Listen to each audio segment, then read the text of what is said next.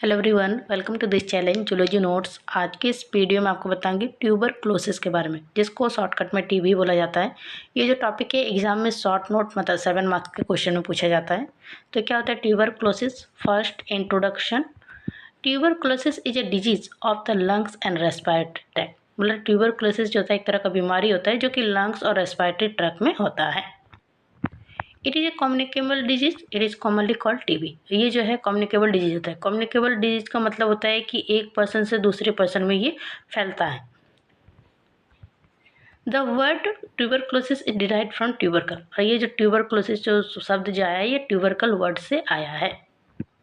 It is caused by the bacterium mycobacterium tuberculosis. It is a rod shape bacterium. और ये जो tuberculosis जो होता है ये बीमारी, ये एक तरह का बैक्टीरिया जो कि माइक्रोबैक्टीरियम ट्यूबरक्लोसिस की वजह से होता है, और ये रॉड शेप में देखने को मिलता है। एक नॉर्मल स्ट्रक्चर है ट्यूबरक्लोसिस का, ये आप बना सकते हैं यहाँ पे। उसके बाद है मैकेनिज्म ऑफ माइक्रोबैक्टीरियम। मतलब ये जो बैक्टीरिया जो होता है माइक्रोबैक्टीरियम, ये कैसे काम करता है। मतलब इस टॉपिक में हम जानेंगे कि कैसे ये काम करता है बॉडी के अंदर।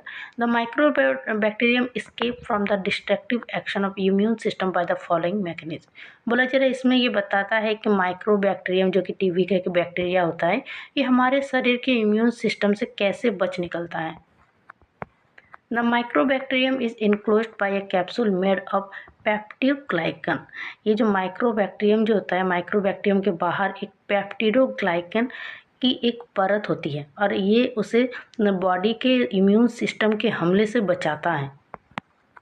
इट अवॉइड फेगोसाइटोसिस, और ये जो है ये फेगोसाइटोसिस से भी बचाता है, मतलब शरीर के सेल्स बैक्टीरिया को निकल कर नष्ट करती है। इसे फेगोसाइटोसिस कहते हैं। माइक्रोबैक्टीरियम जो होता है इस प्रोसेस से बच जाता है। It inhibits phagolysosome of macrophages. ये जो मैक्रोफेजेज होते हैं बैक्टीरिया को नष्ट करने के लिए फेगोलाइसोसोम बनाते हैं। माइक्रोबैक्टीरियम इसे बनने नहीं देता, इसलिए वो जीवित रहता है। It prevent the lytic action of macrophages. ये मैक्रोफेजेस के अंदर ऐसे इंजाइम होते हैं जो बैक्टीरिया को तोड़ते हैं, और माइक्रोबैक्टीरियम इन इंजाइम के असर को रोक देता है। And as mycobacterium is intracellular, it is ineffective to antibodies. ये बैक्टीरिया जो सेल्स के अंदर रहता है, ये इसलिए एंटीबॉडीज पर उस पर आसानी से असर नहीं कर पाता है। मतलब जिस सेल के ऊपर माइक्रोबैक्टीरियम होता है आसानी से एंटीबॉडीज काम नहीं करता है।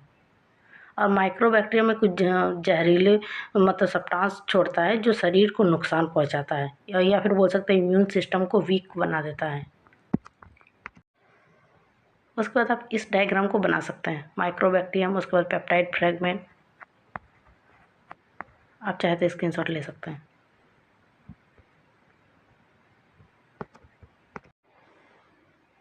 उसके बाद है डायग्नोसिस ऑफ ट्यूबरक्लोसिस। मतलब कैसे पता लगा सकते हैं कि बॉडी में ट्यूबरक्लोसिस हुआ है, टीबी हुआ है। तो एक ट्यूबरक्यूलिन टेस्ट से द्वारा पता कर सकते हैं, और एक्सरे इमेजिंग से।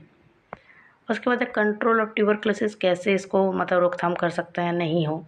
Tuberculosis is controlled by BCG vaccine. एक वैक्सीन होता है बीसीजी, इसका अगर वैक्सीन लगाया जाए तो ये कंट्रोल में आ सकता है, मतलब नहीं होगा।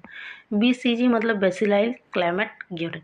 This was first prepared up to French worker Calmette and Guerin, hence the name. ये जो वैक्सीन जो है ये 2 फ्रेंच वर्कर ने बनाया है, जिसका नाम है कैलमेट और ग्यूरिन। ये दोनों साइंटिस्ट ने बनाया है, इस वजह से इसका नाम भी बीसीजी ही पड़ा है, हेंस इसलिए इसका नाम पड़ा। The bacilli are attenuated by cultivating in glycerol bile potato medium. और जो बेसिली का मतलब ये एटेन्यूटेड होता है, जो कि मतलब ग्लाइसरॉल बाइल पोटैटो मीडियम में कल्टिवेट करके करता है। It is used for tuberculosis immunisation, और जिसका इस्तेमाल किया जाता है ट्यूबरक्लोसिस से बचने के लिए। It is given on the 3rd day of after birth, और ये जन्म के तीसरे दिन ये दिया जाता है। बीसीजी का वैक्सीन हर किसी को दिया जाता है।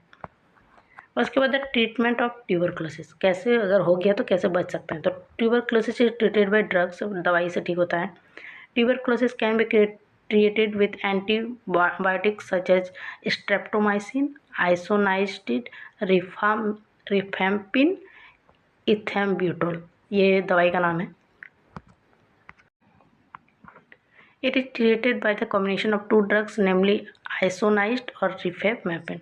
कभी कभी जो है ये दोनों दवाई को मिक्स करके भी दिया जाता है, आइसोनाइज्ड और रिफेपमेपिन को।